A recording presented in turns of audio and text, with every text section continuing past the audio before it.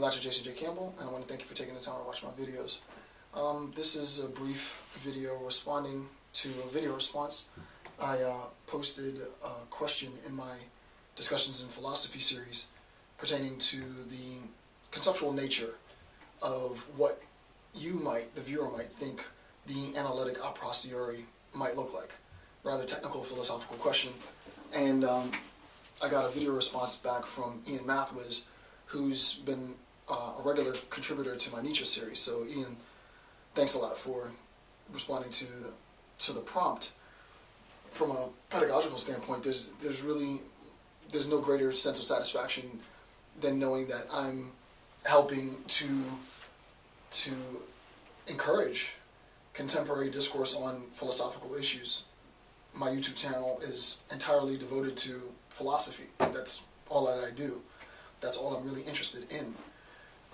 So with respect to the fact that, people are interested in answering the question, as esoteric as it is, what might the analytic a posteriori look like, and to take the time out to investigate the nature of the question, how to situate the response, and then to give a response is what I thought was as pretty convincing as ianmathwiz7 did was, is commendable. So Ian, again, thanks for watching, thanks for your participation. I don't really have anything per se to say. I'm not going to do an analysis of what you said, as much as just put a deeper level to the question. Now that I know that there's a little interest in responding to the question, just another level of complexity, because there's another level of complexity to the question.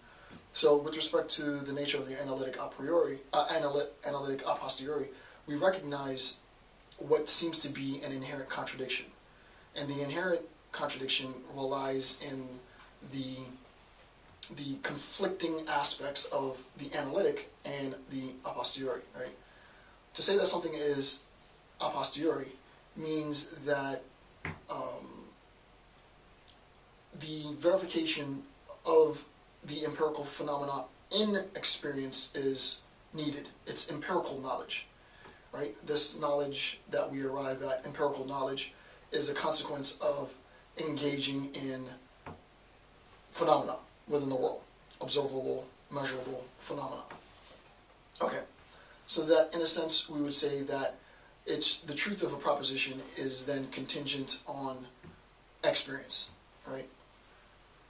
This is distinct from a priori, where we would say it would be independent. The truth is independent to experience, right? So a posteriori, we need to engage in experience in order to arrive at, so that the engagement in experience is a precondition, a means by which we arrive at an understanding of the truth or falsity of the proposition.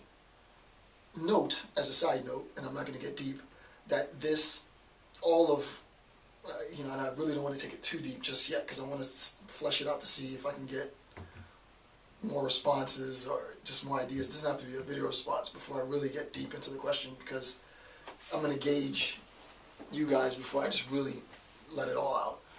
But another idea is a recognition that one of the contingencies in Immanuel Kant's supposition that the analytic a posteriori is impossible rest on what was at the time a very viable supposition, right? Which is the truth or falsity of propositions are either that they're true or that they're false, right? That we're not talking about a fuzzy logic. We're not talking about gradations or degrees of truth, right? We're not talking about non-monotonic logic. So the one thing that we can all absolutely agree on, we should absolutely agree on at this point, is that with respect to Kant, right? If you've read the Critique of Pure Reason, and I'm not going to allege that I've read 100% of it, I probably read about 85% of it over maybe two and a half years. But the one thing about Kant that's undeniable is that with respect to the discourse of our understanding in terms of the Copernican revolution, that verification in empirical phenomena has its basis in the assumption that the propositions that we state are going to either be true or be false. So in lieu of recent introductions in logic, namely fuzzy logic and non-monotonic logic, I, on that basis alone, would legitimize reassessing the analytic a posteriori. So there's a deeper implication, right? And I'm not going to get into that now, but there is a deeper implication. What I really liked about what ianmathwiz did was that he tried, you can tell he understood the question, right? Because he tried to give you something along these lines. I don't remember exactly how he situated it, but something like premise is, or the proposition is something like H2O is water, right? We recognize that it satisfies something along that line. I'm being sort of generalized here because I don't remember exactly how I formulated the argument, but we recognize in order to satisfy the condition for it being analytic that it is, in a sense, self-referential, right? The predicate, the subject mean the same. Bachelor, unmarried man. A bachelor is an unmarried man. The predicate and the subject, it is expletive, right? This is right? This is explicative, right? There isn't anything amplifying the information, right? The information is explicative. The subject and predicate self-refer. H2O is water, satisfies that condition. Water is primarily, and I think he gave some caveats in this video for the purposes of our discussion, understood in terms of H2O, right? So that satisfies that condition. Water is H2O, the predicate and the subject self-refer, right? It's explicative. There's no amplified information in the relationship between the predicate and the subject. Undeniably, check on that. His argument was that, but we can't make an assessment of the truth of this just by the definition. We recognize that, yes, the definition is true, but the truth of the definition itself presupposes the empirical phenomena of sort of the relationship between, you know, hydrogen and oxygen.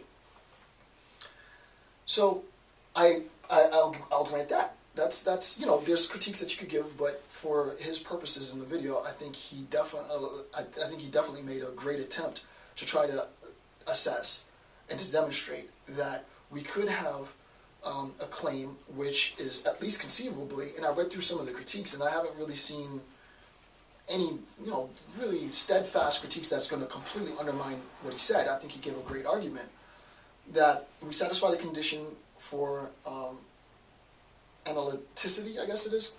You would say it, I don't know how you say it. The analytic component of the analytic a posteriori, conceptually, insofar as the predicate and the subject self-refer, right? It's explicative, to be technical. And then the a posteriori component is that we legitimize, validate, verify the truth of that analytic component in experience. You need to be in experience in order to legitimate that. The one thing that he did that I thought was really interesting was the fact that in order to do so, if, you know, assuming that there's critiques, I remember when Kant introduced the synthetic a priori, and even to this day, not everyone believes or agrees that there is this synthetic a priori with respect to Kant, right? So it's not fail-safe. With respect to what Ian assumes to be objections to the fact, he said that it might even be the case that in order to legitimate the existence of the analytic a posteriori, which I think he did a pretty good job at, we might have to conflate the analytic into the synthetic, right? So that the argument is we might even need to investigate the nature of the fork itself, because the argument becomes almost Berkeleyan, right? The argument becomes, if you are going to talk about the internal tautological consistency of analytic propositions with respect to the relationship between subject and predicate as being explicative, to be technical, then even if you say that a bachelor is an unmarried man, well, we need to verify the concept of man in experience. Marriage, verified in experience. These things don't exist in the ether, right? The structure, the semantic structure of the words themselves are rooted in experience. So the question that he posed would make a great discussion in philosophy's question is, do we, in a contemporary philosophical account, and I'm not going to pose this as a discussion, and if I did, it'd be like the black background, I wouldn't be here at work, I'd be at home shooting. But the question then becomes, and I think he's absolutely right, you know, contemporary philosophy, do we really need, outside of like maybe linguistic analysis, structurally or purely theoretical assessment, do we really need to talk about the fork in terms of the obvious distinction between synthetic on the one hand and analytic on the other? Because Ian argues, if I understood him correctly, and Ian, correct me if I'm wrong, you don't have to make another video, but, correct me if I'm wrong, your suggestion is, well, we're presuming that there is a synthetic. It could all be analytic, and therefore, if it's all analytic, then of course there's an analytic a posteriori by the definition that water is H2O, right? It's analytically sound, for the reasons I said before, and it's legitimized and verified in reality. It's pretty convincing. It's pretty convincing. So, yeah, it seems that there was a contradiction. Kant wouldn't have endorsed the conceptualization. Well, maybe he endorsed the conceptualization, but I don't think he would endorse the examples per se of the analytic a posteriori. However, the very supposition of his ethical structure is contingent on either truth or falsity to the proposition.